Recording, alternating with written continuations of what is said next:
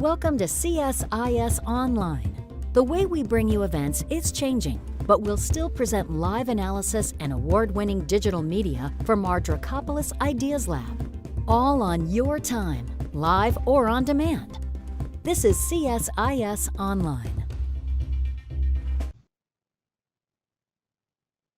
Good afternoon. My name is Jacob Kurtzer. I'm the Director and Senior Fellow of the Humanitarian Agenda at the Center for Strategic and International Studies. Thank you everyone for joining us here today for our discussion on the impact of U.S. sanctions on aid delivery in Afghanistan.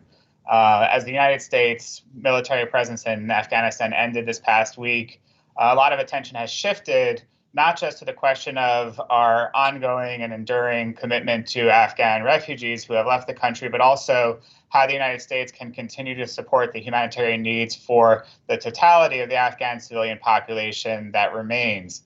One of the most complicated and vexing questions in Afghanistan and elsewhere is how to navigate existing U.S. sanctions on the Taliban in terms of responding to the humanitarian needs, what the implications there are for non-governmental organizations and other organizations that seek to respond to the humanitarian needs of the civilian population.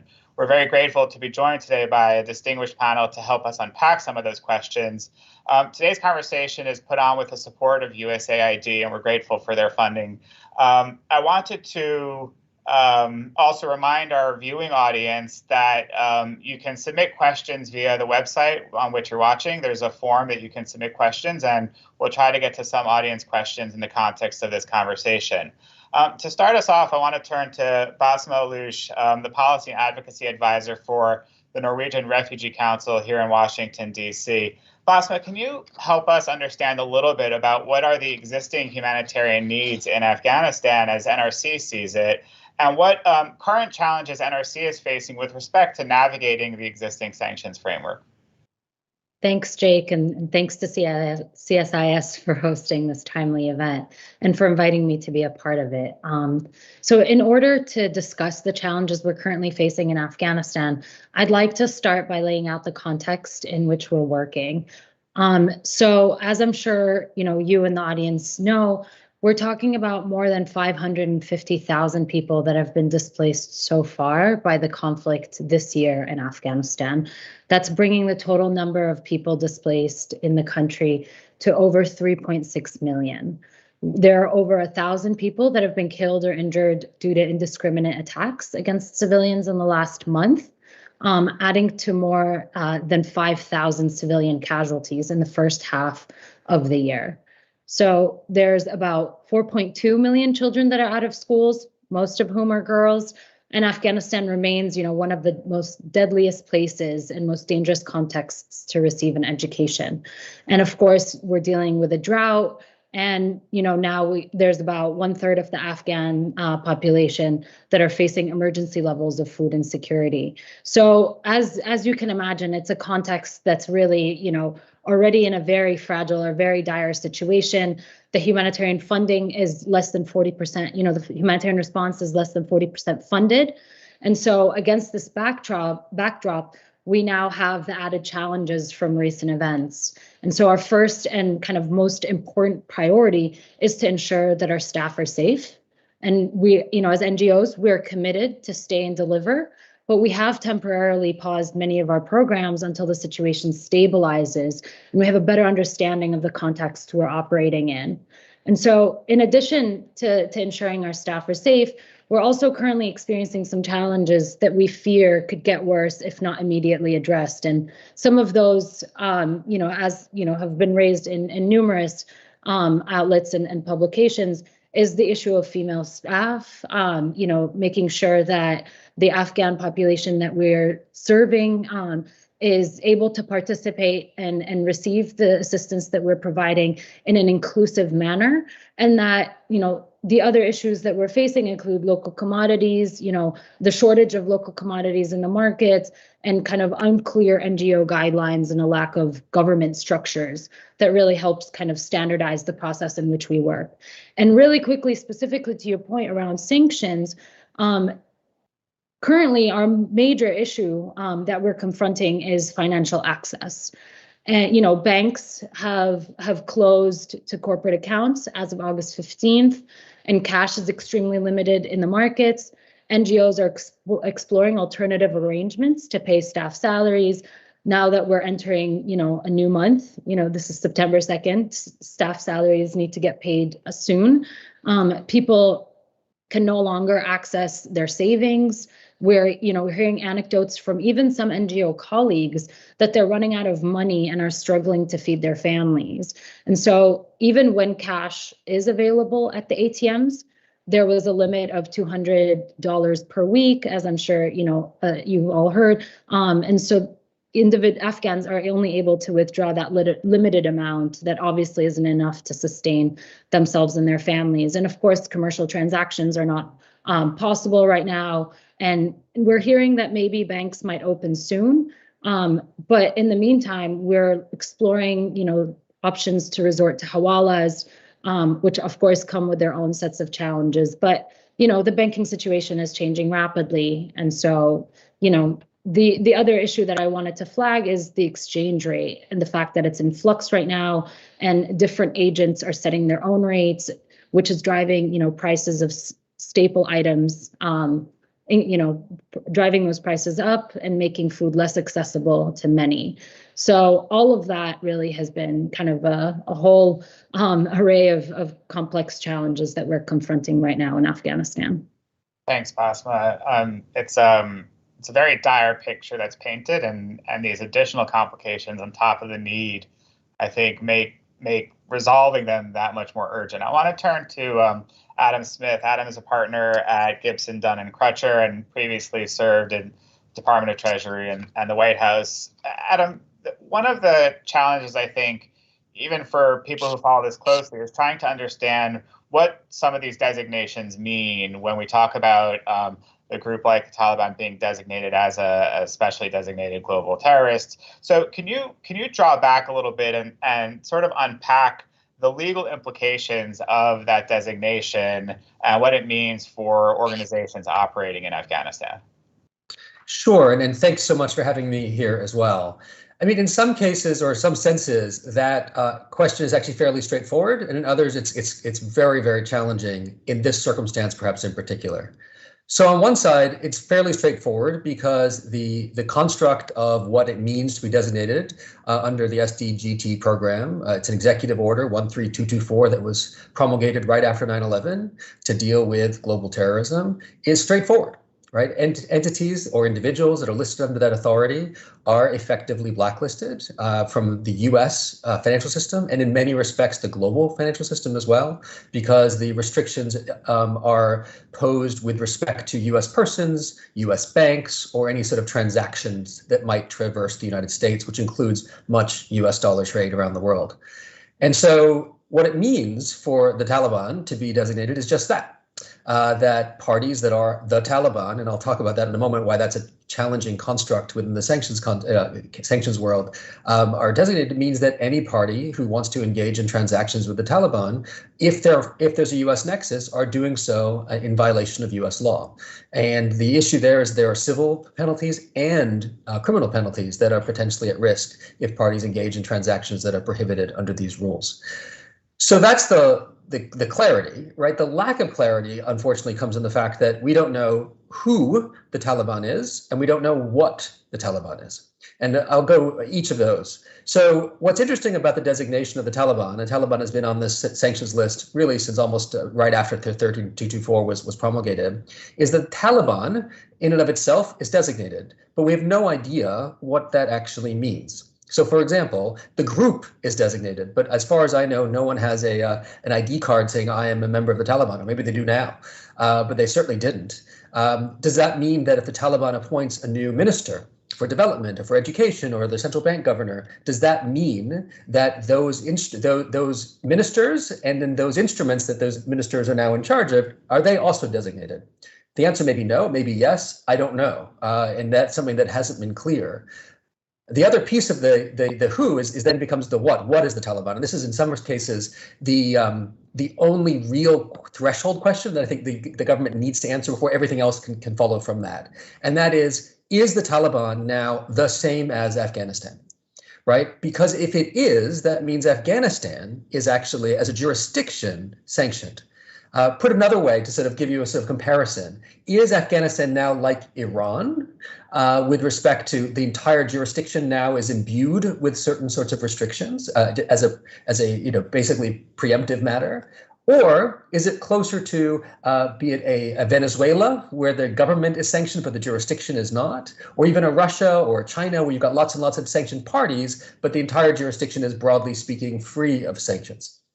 So the restrictions of becoming an SDGT are pretty clear, and what it means for parties, aid agencies, and the rest who need to trade and need to be concerned about providing quote unquote material support to parties who are designated for fear that they could get in trouble themselves. But what is not clear is how broadly that restriction applies, because we don't know who or what the Taliban is. And that's actually the principal concern here. The legal question is simple. The application is actually very complicated.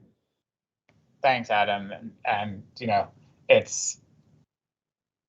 it's interesting because in conversations with non-governmental organizations and parties working on the ground, that complexity becomes very clear in Afghanistan and elsewhere. It's in some sense disheartening to recognize that even at the level of government, sometimes we don't exactly know who the parties that are being sanctioned are, and that uncertainty then waterfalls down to those organizations that seek to do this kind of life-saving work. So I want to now turn to Sue Eckert, who's newly a senior associate with the Humanitarian Agenda at CSIS, also with a distinguished career with U.S. government in the past.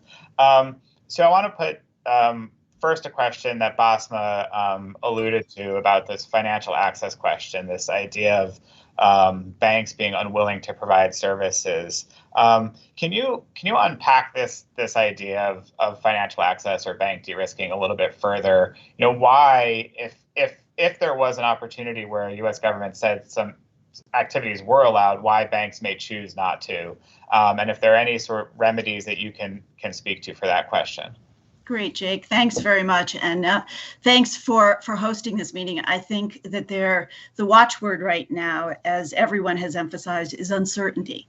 There is a lack of clarity with regard to this situation overall. And I think what is caused is a lot of confusion.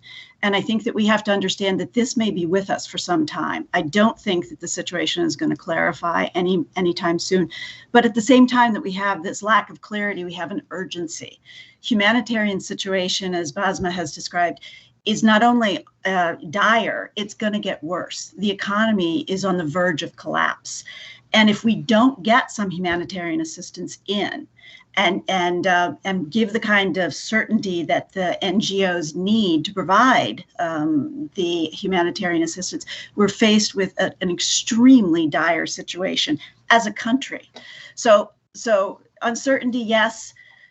Urgency, absolutely. So there's a couple things. I think clearly, as Basma pointed out, the NGOs are not certain, and as Adam amply described, it's a really confusing situation as to whom the Taliban is and what do the sanctions apply. I would argue that in Adam's formulation, that it's more like a situation in which it's not the entire territory of Afghanistan, but because Taliban controls as the de facto government, but that provides a whole set of questions in and of itself. If you're an NGO who has provided funds to the education ministry for NGO services, so can you no longer provide those services? What does it mean for the Taliban being the head of the central bank and any kind of financial transactions going in? So clarity for the NGOs, and what I would argue, legal certainty. It's nice to provide guidance, and guidance is important, but guidance isn't sufficient. They need to know what the legal basis is and that they have the protection. But you can provide a general license, you can provide the legal protections for NGOs, but the financial institutions, if they don't have likewise legal protection and certainty, are not going to transfer the funds. And this is not a situation, for the past 10 years, as we, the US, have been in Afghanistan, we have built a financial infrastructure. They have a central bank. They have banks. So it's not like a situation in Somalia or whatever, which has relied largely on informal value transfer systems to bring the money into Afghanistan. It was a functioning banking system. And now the banks are basically in a mode where we're not sending anything in right now because we don't know what the situation is and to whom we are, obliged to cut off any kind of transfers. Above and beyond that, you have also the World Bank and the IMF who have ceased all programs, right, and are holding the assets. So the financial situation on the ground is dire because cash, it's largely still a cash economy, and cash is not there. OCHA, before the U.S. had, in the airport had pulled out, was hoping to get a plane with more cash in to continue their operation. So it's a very complex situation, and banks want certainty because they are in the position in which it is, U.S. sanctions are strict liability basis. So you can't rely upon good statements or intentions. And I think we also have to take a step back here and realize OFAC is in a difficult position. Okay, they don't have clarity of the situation. And I have confidence that the public servants who are there are doing everything they possibly can. But there was, for example, in the Wall Street Journal last week, an article that has then subsequently been picked up by a number of media outlets that says that the U.S. has provided, has given the green light for humanitarian assistance. That's not what happened. It was a discussion in which the U.S. government very much was urging NPOs to stay in Afghanistan and to continue. But there was no legal certainty. There was not even a commitment for a general license or with any kind of time frame. So we have to be clear that does not exist. NGOs have to address this lack of clarity and figure out how to act. The other thing I would just say is there are situations in which banks who have to manage the due diligence and have to look at it from a risk perspective, they're not going to go sometimes. There are places which just is not worth it, okay? And because when their examiner comes in and saying, well, why are you transferring things to North Korea or to Afghanistan? So I think we have to think in this near term, before the situation clarifies, about the creation of safe payment channels, because it's direly important that we get money into Afghanistan to continue this work. Thanks. There are 4 different threads that I'd like to unpack there, and I want to come back to you, Adam, in a second on the overcompliance issue. But let me stay with you, Sue, for 1 second. You mentioned a general license, and the Wall Street Journal reported, and then it was again reported this morning, that a specific license was granted, although the details of that are yet to come out. These licenses tend to be secret, so there's not a lot of clarity on what they entail. Can you just explain the difference in implications of a specific license versus a general license, and why a general license in this particular case would be so essential? Right. Well, general licenses are what most NPOs rely upon, in that you have confines of, if you meet these conditions, you don't need to apply for a license. A specific license is granted with specific circumstances, right? When somebody wants additional surety. The situation, I think, with regard to the press statement yesterday has to do with because it's a license. And let's be clear, this is an extremely unusual situation because there's confidentiality around licenses. It's not like they advertise when licenses are granted.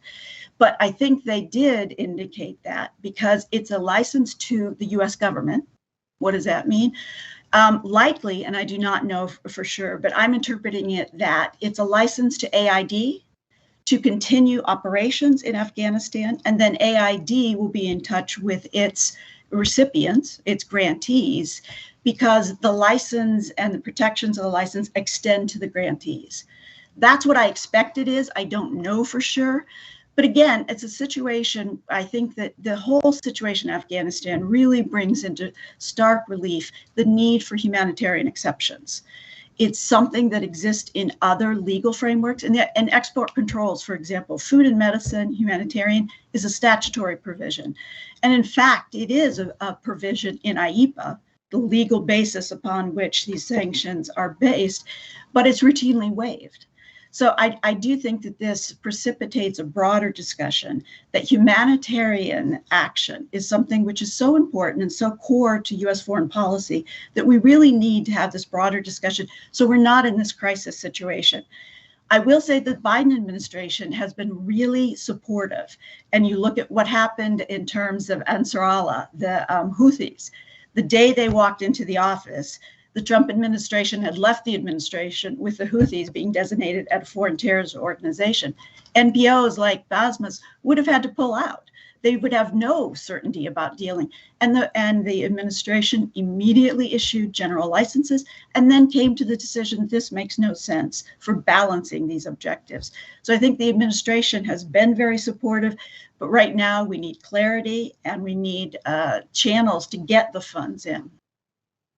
Thanks. So just maybe to sum it up a little bit, general licenses provide broad strokes authority for this kind of humanitarian work. If your work meets these certain criteria, you can do it without applying and going through this rigorous, timely, untimed process with OFAC, whereas specific licenses are secretive, they're specific to an organization, they take time to do. And as we've discussed already extensively, this is a pretty fast moving, urgent situation, which is deteriorating quickly.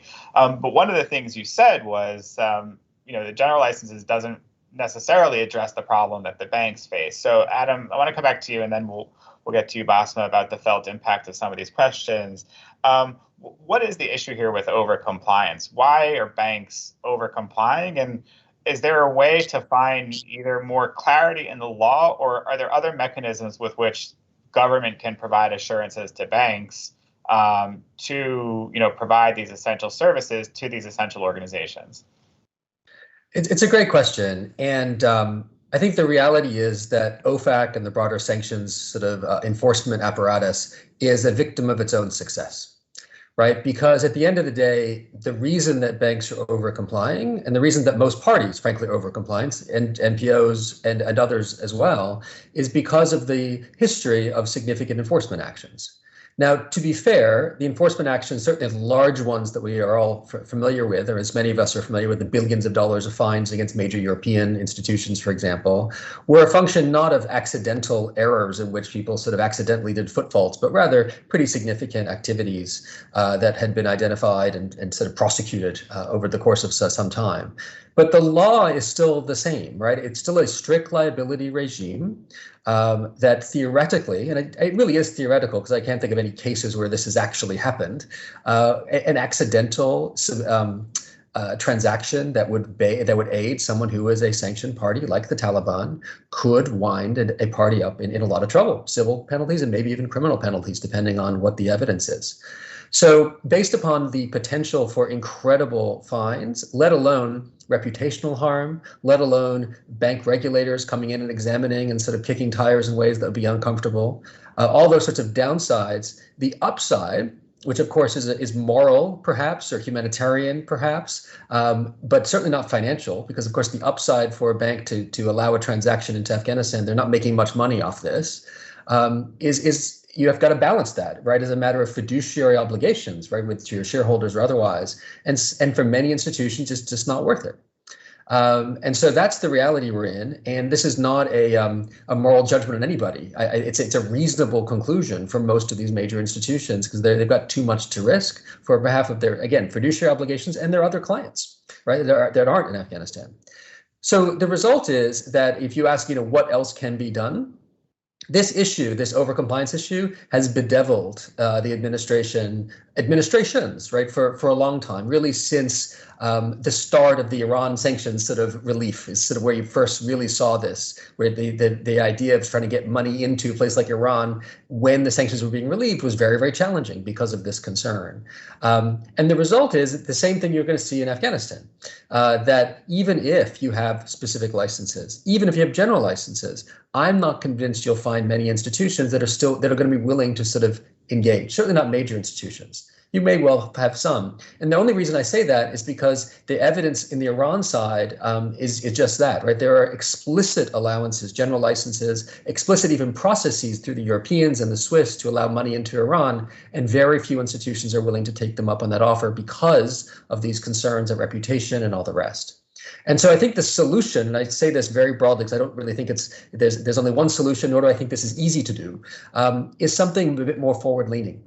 Right. I think there need to be some sort of comfort with respect to actual comfort letters, safe harbors that the U.S. government has sort of nibbled around with respect to Iran. There was a humanitarian sort of process that they'd sort of launched in 2019, where you could sort of, not quite a whitelist system, but close to it, where you sort of provide lots and lots of information to the government, and they can sort of provide some sort of guidance as to sort of coverage and maybe even legally binding guidance with respect to, if you engage in these sorts of activities, we won't follow you and prosecute you if things go awry. But I think that's sort of what's needed here too. There needs to be something very forward-leaning. Otherwise, I don't think you'll find many people who are going to be willing to sort of have an uptake on the potential, even if there are these broad general licenses. And that's sort of my real concern, is that we can do things, but unless we're very forward-leaning, I'm concerned that you're not going to get much impact on the ground. Jake, can I just add to that briefly? Because I do think this is incredibly important, the de-risking debate. This has been around for a while. We call it de-risking, call it financial access, whatever you want to call it. I think it is a situation in which there is a lack of incentives for financial institutions to take on the additional risk. And I think that this is something very fundamental that has to be addressed. Treasury has tried. In other words, since 2014, OFAC has a non-enforcement policy, which basically says to NGOs, we understand you work in high-risk jurisdictions, and if something goes awry, that's not the basis for enforcement. But again, one, that's a policy. It provides no legal protection. And I think that that's not something, you ask banks, they say, well, that doesn't do it for us. A non-enforcement policy is not a protection. And so I think that what we have to do now is, with this situation specifically, is take more forward-leaning matters at hand, but then go beyond this to talk about the system structurally and how we address this systemic problem, which, based on some data of Yale and a number of NGOs, has gotten worse in the past couple of years. About 2/3 of all U.S. NPOs operating abroad are having financial access difficulties. And the problem is that the frequency of these problems has increased significantly by 2 or 3 times in the last year or so. Thanks, Sue, and thanks, Adam. You described a victim of the success and enforcement measures against, clear known actions and a theoretical risk that banks face, and the answer lies somewhere in the middle. And then we have this longer term challenge of really dealing with a structural legal regime that's extremely complicated and opaque, and a short term challenge of how do we provide comfort to organizations and the financial service providers.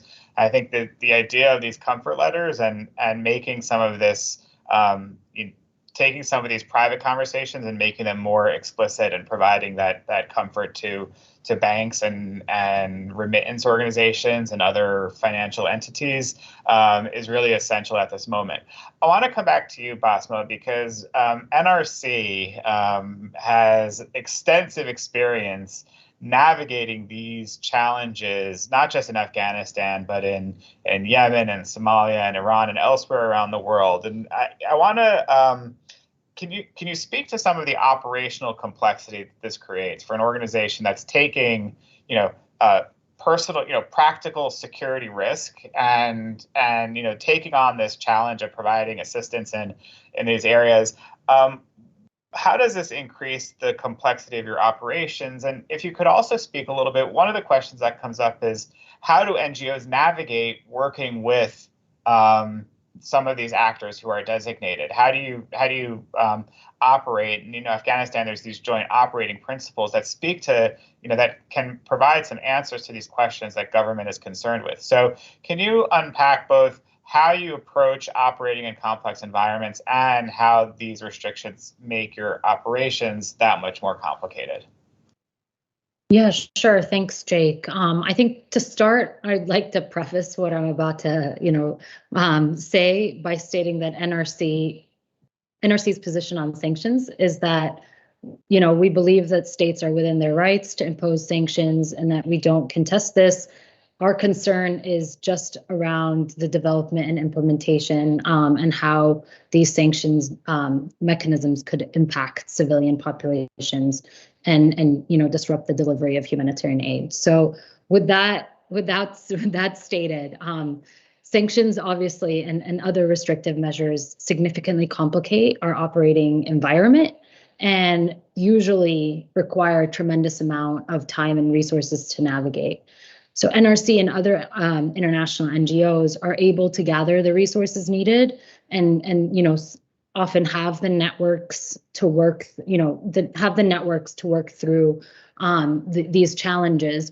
But I have to say that, as Sue mentioned, this is obviously a huge challenge for us, and even more so on the local national NGOs.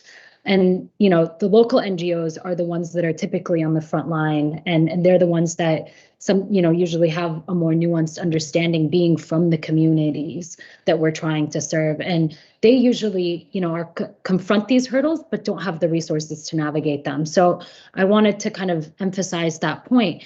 And to your question on how sanctions writ large impact our work, really in 4 ways. The first is, as Sue mentioned, limiting access to financial services and other vital private sector goods and services. We're feeling the effects of the sanctions in Syria when banks, are de-risking and refusing to transact with NGOs out of fear of violating the sanctions. And this has really forced a lot of NGOs to scale down their operations because they can't pay staff, they can't, bring in money to fund projects. And so at the end of the day, this is really just directly felt by Syrians that now have no access to the goods and services that they need. But not only, is bank de-risking, causing serious problems that we confront in multiple contexts, there's also supply chain disruptions that are created, with sanctions, and it causes sometimes shortages in goods when traders become more risk averse and decide to reroute their businesses elsewhere. The second issue that we experience is direct impacts on programmatic decisions. So it makes it really difficult to plan programs because you may either not get funds on time, or you just don't have the flexibility to program based on needs because the goods and services aren't available. And so a certain project may be perceived outside of the scope of a license, and NGOs then decide to, almost self-censor rather than take a risk to try to, program in areas that are actually needed. The third issue is around delays and confusions related to licenses and derogations. So when humanitarian exemptions are included, the language is often vague and it's difficult to understand, and it takes time and resources to comprehend the permitted and operating parameters. And so some organizations may indeed violate sanctions because they just don't have the means to get the legal advice to understand these restrictions. Or others, other organizations may just, decide to close up shop because they just don't have the extra money or time to properly understand what's allowed and what's not, rather than take the risk. And the fourth kind of way that sanctions have impacted our work is limiting humanitarian organizations' engagements with non-state armed groups. And I think this goes to your second question, Jake, where sanctions cause difficulties for humanitarian organizations when we operate in areas controlled by groups or, individuals that are listed. We have to engage with them to be able to secure access to the populations in need. It's not an option. I mean, principled humanitarian, assistance or programs require engagement with all parties on the ground, irrespective of who they are. And so the sanctions really create those difficulties in trying to engage with these actors. And this is something that we've seen, in Somalia, Northeast Nigeria, and a number of other contexts. And so I think for Afghanistan specifically, I would suspect we'd see similar obstacles. And just to flag, earlier this summer, NRC undertook a series of workshops specifically looking at the impact of counterterrorism regulations on principled humanitarian action in Afghanistan. And during these workshops, humanitarian actors, including local NGOs, expressed a lot of these same issues already, including a lack of understanding of the sanctions, and highlighted that they've already had chilling effects in areas that were under non-government control. And so, of course, now with the shift, we're expecting those to increase. And as donors are relocating from Kabul, we're concerned about, the conditions that this, the other restrictions that could come up because of this. It's interesting that last point of that dialogue that has often been had that enables organizations to answer tricky questions quickly and effectively is going to be even that much more complicated in Afghanistan as elsewhere. You raised all these points about ways in which this limits flexibility and it costs money, and we've raised before through our program that what I find particularly vexing is that the United States government is, generally speaking, a very generous donor. These actions are authorized and appropriated by Congress, and then they run headfirst into this regulatory legal environment, which ends up actually negatively impacting the efficacy of the programs that we fund and we want to have, and that ultimately negatively impacts the civilian populations which organizations like yours seek to serve. We have a question from our viewing audience. Jane Cronin from CARE asked about the idea that you raised, Sue, about financial channels. Is that something you can unpack a little bit more, what you mean by a safe transfer of funds? Are there any examples you could point to where such a scenario has worked to provide comfort to donors, but also make sure that that money can move? Well, unfortunately, I don't think that there are a lot of examples to point to. I do think in certain circumstances, I have heard in the past in a highly sanctioned jurisdiction in order to promote humanitarian access. For example, the Fed was used as a way of getting money in. OCHA, and the UN is another organization that potentially could be used.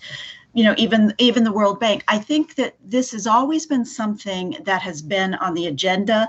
Like, we need to think about this. And I think the time has come because of the dire circumstances. I mean, the humanitarian organizations that BASMA represents and others, they're dealing with 400,000 people in Tigray right now on the verge of starvation. And then you have the situation in Afghanistan, and then the normal kind of crises you have in Somalia and Sudan. And it's really rather overwhelming. And they're still dealing with situations of lack of adequate funding. But there has been this case in which donor organizations, including official agencies, right, have, in order to comply with the law, they then place the risk on their organizations that they're funding. Then say, you downloading the risk, you figure out how to deal with, in this environment, with all applicable sanctions, AML and CFT requirements. And then that's also passed on to the bank. So it's a situation where you need to have government, the financial sector, and the NGOs all sitting at the table, figuring out how to address this and to share the risk. This is a very important aspect. I don't have an answer on the safe payment channels, other than that I think that we need to investigate that. And in the short term, that is something that with official blessing, whether it be the UN and the US or whatever, but could potentially provide a safe mechanism to get funds in the short term while we figure out the financial situation. And let's say also that it's not just a question of banks. Informal value transfer or remittances, okay? Western Union is not sending money into Afghanistan now. And I think BASMA may have mentioned even some of the Hawala who have been used in the past. Hawaladars are not sending funds into Afghanistan right now. Remittances are going to be an increasingly important issue because you have how many thousands of people coming out of Afghanistan. They may not have documentation.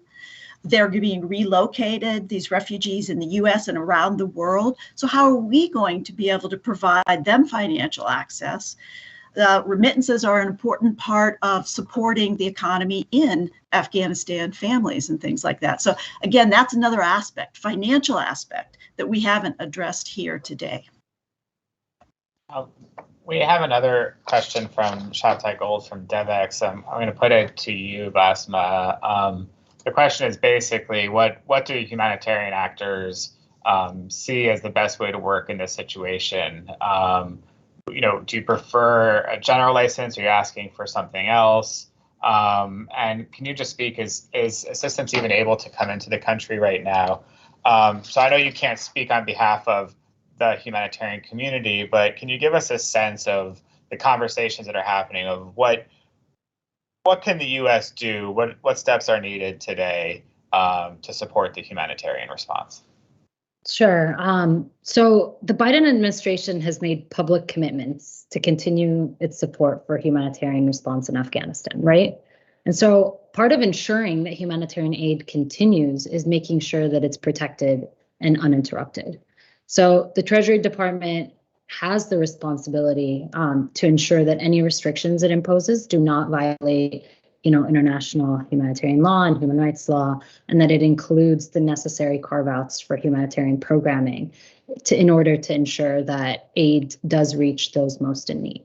So the safeguards could come in various ways, but I think it's important that any political decision by this administration does not strangle the humanitarian response. And there are really three key criteria that, I would like to present, for the U.S. government to consider and to make sure are fulfilled when thinking around, what fixes or what, solutions they could impose or implement to address this issue. The first is around humanitarian, making sure that humanitarian activities are not politicized and that, principled humanitarian operations are not jeopardized.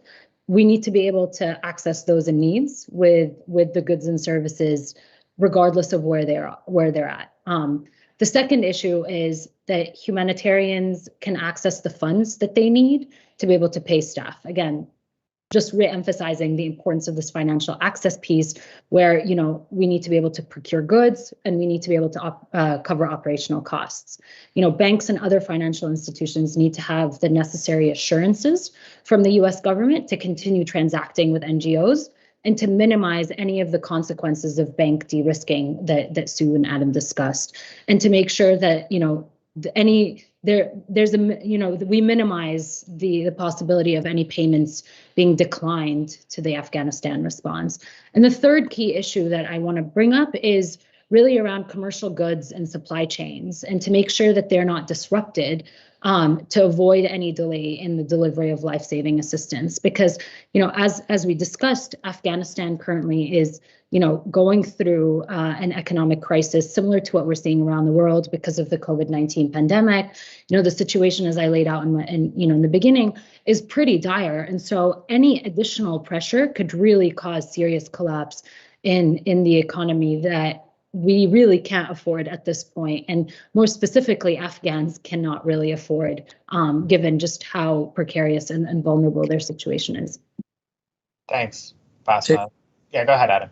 Yeah, so just I think maybe to follow on from that very excellent sort of overview about sort of what would sort of be needed and whether it's licenses or otherwise. What's interesting here, I think, is that this is an unprecedented situation in one way, right? I've never known of a designated terrorist group taking over a country. You have bits and pieces of that, maybe with Hezbollah and Hamas and Al-Shabaab in the past, but never like this, without sort of intermediation of others have a full. And so even though it's unprecedented, I think it's important that we recognize that there are some historical exemplars we can borrow from, right? And so if you think about it from the context of this, if it's the government that's designated, and not the jurisdiction, you can look at the Venezuela context where the government is designated, and yet there are 30 general licenses that have been issued, 30 plus actually, that I think that we could sort of learn from with respect to this jurisdiction. If we're talking about how do we get assets or goods into the country without potentially enriching the leaders that we don't like from the sanctions perspective, you can learn from the Iran context, right? In the Iran context, we allowed Iran to continue selling oil to places like Korea and Japan, et cetera, and that oil funds was stuck, right, frozen in places like Korea and Japan, and could only be used for humanitarian trade or other sorts of approved trade. So there are mechanisms here that I think won't necessarily work directly, but I think that we can learn these lessons over time as to there are options here to sort of allow certain trade in and certain flows in. It's not going to be perfect. That's the other piece I think it's important to recognize is there's going to be overflow. There's going to be money that's taken from by the Taliban. There's going to be assets that are potentially taken and arbitraged out by the Taliban. That is going to be expected, and that's what happens in Iran. You see that in North Korea and Cuba, much the same way. But I don't think we can let the perfect be the enemy of the good here in a very serious way, because otherwise, if we allow nothing in, because that's the only way we can prevent any activity going to the Taliban, the result for the millions, tens of millions of Afghanis, I think is going to be incredibly dire in the very immediate term. Thanks. I mean, I think there are some lessons from those that you talked about. There are others, from Somalia in 2010, 2011, from Yemen earlier this year. And what concerns me is that in those cases, we saw the USG move quite quickly and be quite open to humanitarian response when the crisis reached a level of severity.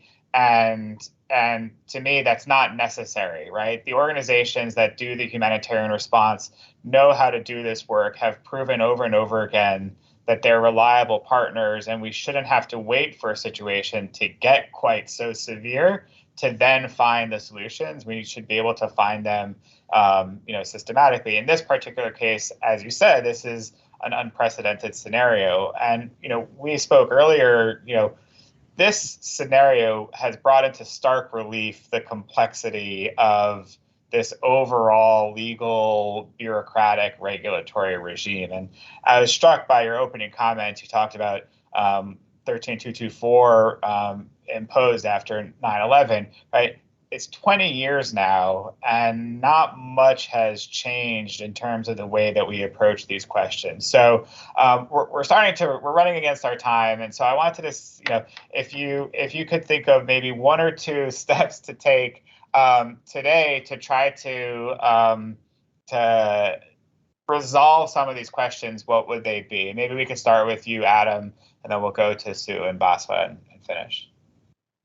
I mean, I think these are very difficult policy decisions, and I don't mean to suggest that they're not, because they are. And I, like Sue and I'm sure Basma as well, have nothing but great respect for the political and non-political folks who are in the administration trying to work this out, because I think this is very, very challenging. I think that I'm not going to sit here and say there's a solution, so I don't necessarily think there is a solution, but I like Sue's idea of figuring out a way to have all stakeholders sitting around a table and figuring out safe passage, right? Safe passage of funds and safe passage of goods and services. I think that's what needs to happen. I think at the end of the day, in order to provide legal comfort, the U.S. government is going to need to be more forward-leaning and more receptive to the idea of safe harbors, and more receptive to the idea of sort of hold innocent, sort of hold harmless sort of letters. That basically parties can have them and be protected as a legal matter, that if you engage in these sorts of activities and follow these sorts of due diligence best practices, if some of the money goes awry, some of the funds or some of the services go awry, you will not necessarily be held liable. I think that's a potential solution. It may not work in all cases, but I think that, frankly, working with the NGO community, working with the banking community, I'm guessing that is what the government will find very quickly, is what is not expected, but certainly desired, in order to allow the free flow of funds that is critical in order to basically protect the innocents and from becoming collateral damage here.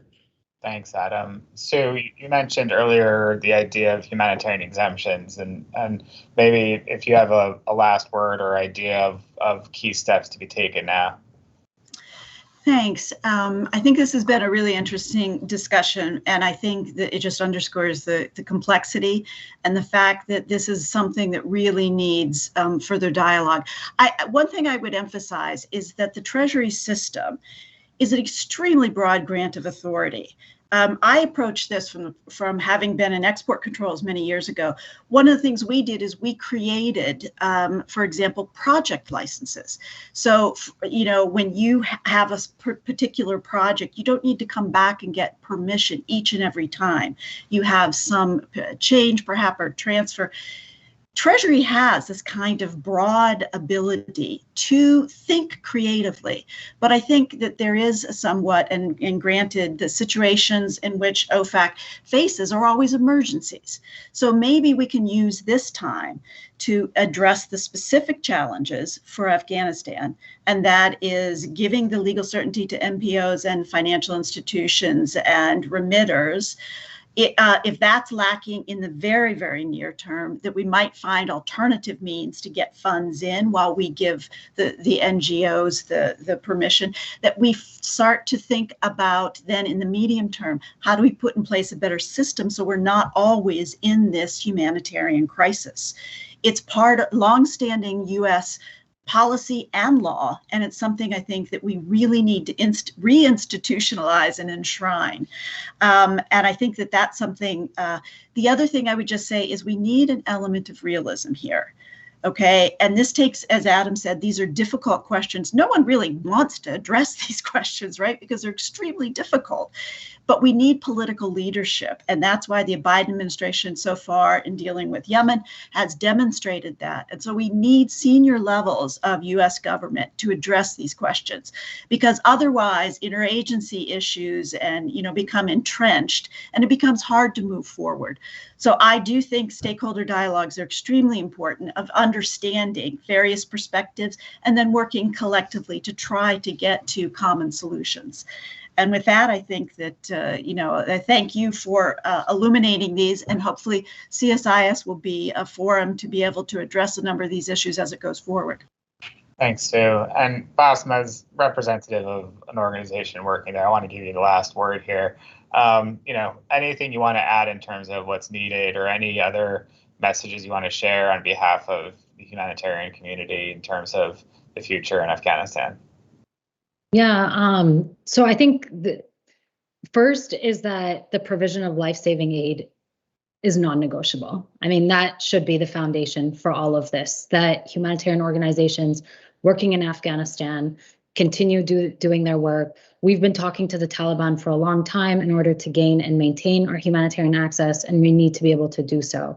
And so despite the military withdrawal, the U.S. really cannot disengage from Afghanistan right now. The needs are far too great, and they're likely to just get worse. And so we actually need donors to step up and support our efforts. The other issue that I wanted to kind of reemphasize is making sure that, based on what Sue and Adam were saying, making sure that the Treasury Department moves quickly to provide these assurances and to minimize any disruptions and really minimize the chilling effect that could result from all of this, right? As decisions take long to be developed and implemented, the chilling effect does not wait. And so the chilling effect is often what hits us the hardest. And so we really need to make sure to minimize that and find swift, quick, safe, reliable solutions for NGOs to do. Also for Treasury and state to engage, as Sue mentioned, within a targeted dialogue with banks to really dispel any rumors or misunderstandings of what, is permitted and what's not. And then lastly, I'll just end by saying we really need to scale up the response now. The humanitarian response plan needs to be fully funded, and we need to be able to make sure that we're not backsliding on any gains that we've made over the past decades, to make sure that Afghans right now are not neglected. We can't have a piecemeal approach.